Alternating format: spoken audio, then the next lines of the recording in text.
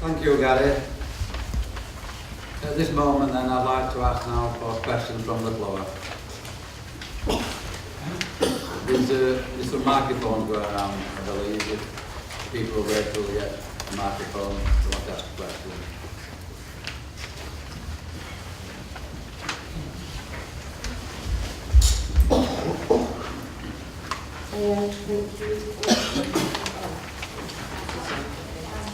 So this question has been submitted in advance. I'm Julie Creasy, I'm a councillor at Sheffield City Council. I note a petition has been put to the authority this morning on the risks of fossil fuel investments. That petition noted that the world can only burn 1/5 of proven fossil fuel reserves if we're to have a good chance of remaining within 2 degrees average temperature rise that would safeguard against dangerous climate change. So the remaining 4/5 of fossil fuels have to remain in the ground, leaving these assets stranded and a resultant carbon bubble. Will you therefore review your fossil fuel investments and assess the risk to your financial strategy from continuing to invest in this carbon bubble? Thank you.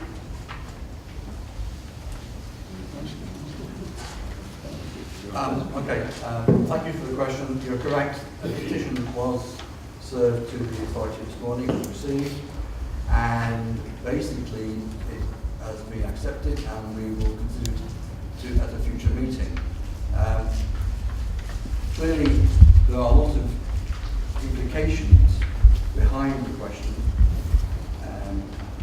Western economies, as currently constituted, could not operate without using fossil fuels. And the use of fossil fuels permeates every aspect of our lives. It is difficult, therefore, if purely investments to simply say it's a bad thing, therefore we'll sell them. What we need to do is construct a policy to take cognizance of the point raised that there is a long-term issue here, and indeed the fund has been doing that for some time. We have a number of investments in renewables. We also have investments in fossil fuel investments, but it does permeate every aspect of everyday life.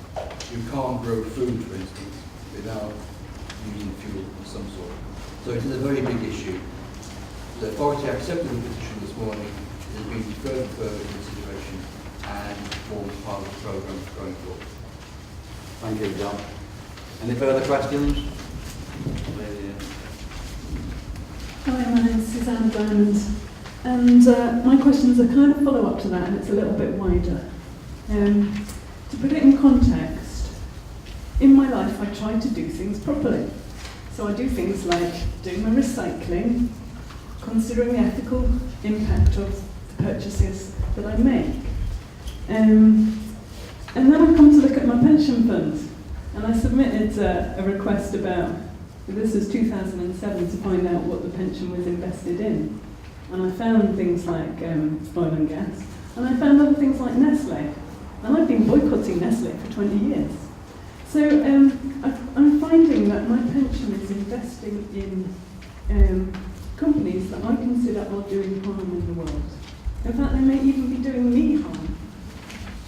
So looking at the Pensions Authority principles of acting in members' best interest, I would ask you to put an ethical investment policy in place that considers social and environmental impacts of the investments that you're making.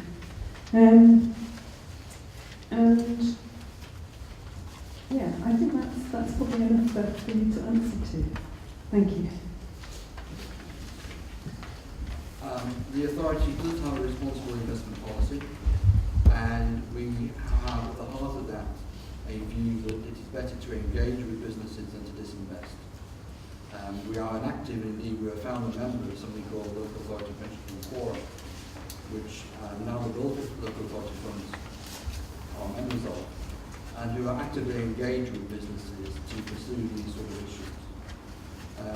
Clearly, we take the views of every member seriously, but there are 150,000 members in the fund. And from our point of view, as we've already shown tonight, we do have a major problem in making and therefore we do need to invest to get an adequate financial return. But because we have a responsible investment policy, the two things run hand in hand. And we would not consciously invest in anything which is clearly doing harm to anybody or any particular member. But what is at one person's ethical stance is somebody else's non-ethical stance. It is very difficult to measure shades of grey or green or brown. And it is a minefield, which is one of the reasons why we have a responsible investment policy rather than an ethical investment policy. The people ethics very interesting. Thank you, John. The gentleman. It's all about these mergers or proposed mergers of different pension funds. Is there any leeway in these in this details? Because if you merge with another council area or council, do you work on the basis that if one council loses a lot of employees, so loses money out the fund, does it affect all the fund or just that particular council? And or vice versa, or any other unforeseen hurdles that come along? Thank you for the question. The first thing is it is a proposal, or even less than a proposal. It is a suggestion by a minister, and he's going out to consultation on whether we can basically affect cost savings by merging funds. There are 89 funds, and a lot of them are in Greater London, and they vary in size from 2.5 billion to more than half of the Greater London funds are valued at less than £500 million. So a very simple top-down analysis suggests there are savings to be made, because theoretically the bigger you are, the more cost savings you can achieve. It's not quite as simple as that, because you use a size where you don't actually affect savings. The data is very difficult to get hold of. What we do know and can prove is being larger doesn't necessarily increase your performance, but what does certainly increase your performance is being internally managed, and your fund is internally managed. If you exclude expensive external managers, both on the administration side and on the investment side, then you are cutting costs. And as Guy pointed out, we are a low-cost administrator. We are a low-cost investment manager. That is one aspect. The other aspect we touch upon is very valid. Even within a fund of our size, there are marked differences between the various employers. Their employment profiles, their liability profiles differ. If you try and merge funds which are 50% funded with those that are 70% funded with those that are 80% funded, the implications are significant. You need an actual analysis of each one. And one of the issues to be raised is, would the taxpayers associated with an 85% funded fund be happy to take on the burden of merging a 45% fund, for example? Now, there are political consequences of mergers. So what is, at first glance, quite an easy and straightforward exercise is in fact very complicated. Even if it is decided that there is room for merging funds, it's unlikely that anything will happen before 2018, 2019. What is far more likely to happen is, also, as Gary's already alluded to, is greater cooperation between funds. As we sell software to other funds, some funds do other people's administration, we do other people's investment management profiles. There is more scope for joint sharing, working on software levels and of collaboration, which is an as easier way of effectively reducing costs as outright mergers. And that is, of course, ignoring the fact that locally administrated funds tend to produce a better service. You wouldn't get regional offices on a local national fund. You wouldn't get face-to-face retirement interviews on a national basis. You know, the level of service and local political democratic responsibility is a very important part of the LGPS. And I think there are all sorts of implications if mergers took place. Thank you, John. Any further questions?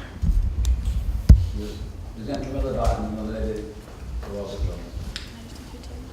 Oh, I think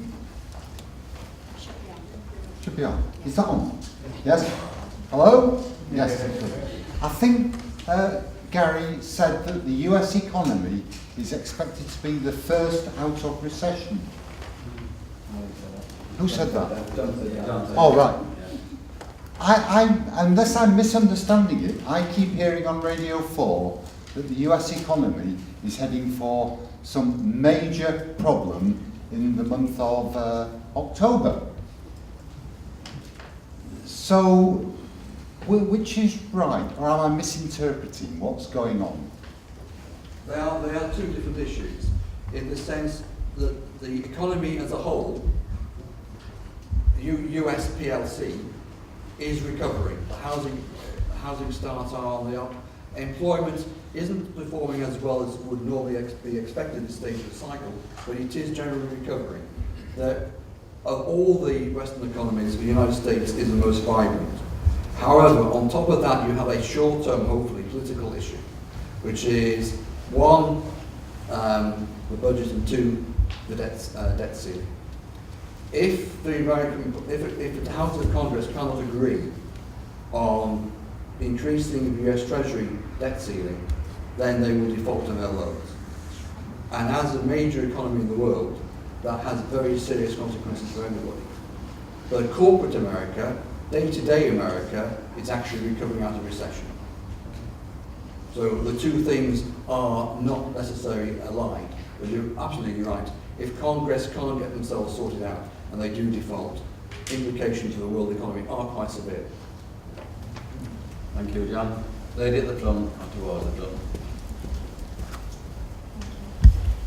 My name's more of an admin question. I was stood at the tram stop to come here, and I was talking to a colleague who was 32 and I'm 49, and he was saying he was thinking of doing 50-50 contribution. And I said, whoa, no, you should be putting more in now because you've got longer years than I have. What my question would be is, if he goes on the 50-50, what does the employer's contribution, does that halve as well? Now the employer's contribution will stay as it is. But So he just pay. He pays less, and hopefully the intention is that it's aligned with auto enrolment. So he would actually be auto enrolled back into the full scheme after 3 years, and then he'd have to continually opt back out of it into the 50-50 again. The intention is that people are in it for just a short period of time to get over short-term problems. Right. Can I just ask, would you advise me to do that? Because I was saying, Well, we don't give advice. no, he lives with his mum, he's got no house, he's got no family, and I just think this is the time he should stay in the pension. Well, I'll let you give him that advice. Can I have another question as well? I also do casual work. I actually work for Sheffield Council, but I do casual work for Sheffield College, and they just asked me to opt in. Now, they say I have to opt in as Sheffield College as well as Sheffield Council. Now, would I get a time pension from Sheffield College and a pension from Sheffield Council, or would they be combined? No, they would be separate. Where you've got employments across different employers, and even if you've got a casual job with Sheffield, it will be kept separate. Right. So we keep the working conditions separately, and obviously when we send you statements, we'll put them all on the same statement for you, right, so you'll see them together. But essentially, you will be building up a separate pension for your casual employment, albeit a small one for casual work, but you will be building up a separate pension. I just saw it on the letter that they said they pay 13% and I pay 6% into pension. I just thought, well, I'll get more money if I do it that way. Frankly, I won't get it till at the moment I'm 66 or 67 or 68. But I decided to do that, but it will do us two separate ones. Yes. Lovely, Yeah. thank you very much. Okay. Thank you. Any further questions? The lady. I'm sorry, thanks for all the information you've given us, but I'm not entirely satisfied. So I've got a follow-up question, which is, you said that you've been engaging with companies to help them to change their practice if you consider it to be, say, ethically a problem. Can you give us some examples of ways in which that policy has been successful. It's difficult to name names, but there's one leading UK supermarket which has completely changed its sourcing of the sustainable wood it sells in terms of like garden furniture and so on as a result of lateral pressure. You will be aware of some US sports manufacturers who have changed their practices because of shareholder pressure. There are numerous examples of chain supply changes taking place because of that. Engagement is a very time-consuming activity, and that is why we try and collaborate with other like-minded investors to pursue policies where we think we need to. Although we are a large fund, by ourselves we have not a huge amount of impact. Collaborating with a local body pension fund forum makes us considerably more recognised and important. For instance, the splitting of the top roles of M&S between chairmanship and chief executive was largely reached because of lateral pressure. Recent examples show the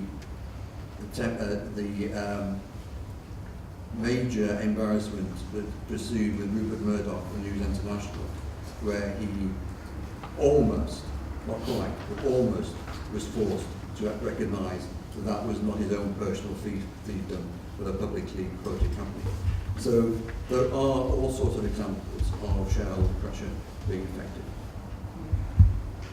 Thank you, John. There were further questions?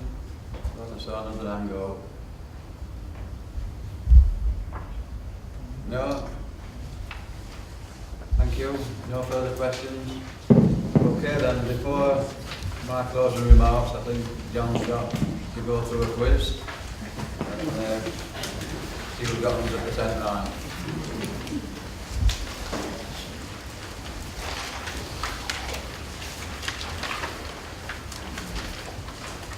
Highlight of the evening, apart from the food, of course. That's your first answer. Deerskins were used in the early days of frontier America as a form of trade because if they were readily acceptable, they were bartered, hence the expression was barter. Who says crime doesn't pay? Al Capone was the first American to earn $100 million in a year. Now you won't have heard of this guy. Very few of you have actually seen him race, but he was a charioteer. If you go to Rome on holiday, there is a monument to him in the Forum, built in 146 AD. He's a sort of Spartacus guy, the guy who was in a chariot going around the circuses. He was so successful, he was illiterate, he couldn't read or write, but he was so successful, his winnings during his career were the equivalent nowadays of 15 billion US dollars. It was said at the time that his winnings were so high that he could have paid the whole cost of the Roman Imperial Army at its zenith for 2 months. Now, what can you do with $100 trillion? Well, in fact, you could do all of them. If they're US dollars, of course, you could do all of them.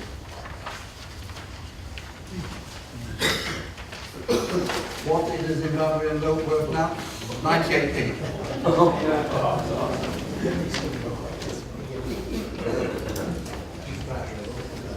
This was an attempt, obviously, to try and illustrate what money means. You know, it's important to us, but how much is it really worth? Now, this is a really important slide. The actuarial question. Why do we have a pension fund? Why is it important to get it actually valued? It's a 3-year-old girl.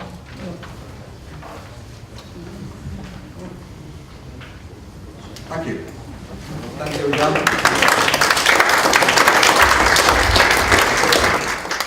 I'm not sure how many people got those right, but I do know that the answers were very interesting, so thanks for that, John, and that quiz. It leaves me to now close the meeting. think, as I said in my opening remark, I've had the easy part because I've got a good team of people here. But I do work hard on your behalf, along with my vice chair and the Pensions Authority. We do put a lot of hours in, and rightly so, because we value the membership of the authority, and we want to make sure that we're as good, if not better, than any other. We've got a first-class team, in my opinion, second to none, and I'm not just saying that because I'm sat here. I really do believe, and all the members of the authority do believe as well, that we have got a team in Barnsley administering our pensions, and the district council and the team is second to none. So with those words, we have a survey which I'd like to complete, so then we know what sort of things we can do. For example, question 4, if you think my presentation for the opening remarks were too long, let me know, and I'll make sure it's a bit shorter next time. So we do take notice of what's said. It just leaves me now to thank everybody for coming. The questions were very interesting. It gives us plenty of food for thought, and we won't ignore them. We will consider them all carefully. I hope you've all enjoyed the meeting, and before you go, we will be circulating as well, so obviously I've no doubt that you can approach any one of us, and also there's a buffet provided, so you can have a sandwich and a drink before you go home. So thank you.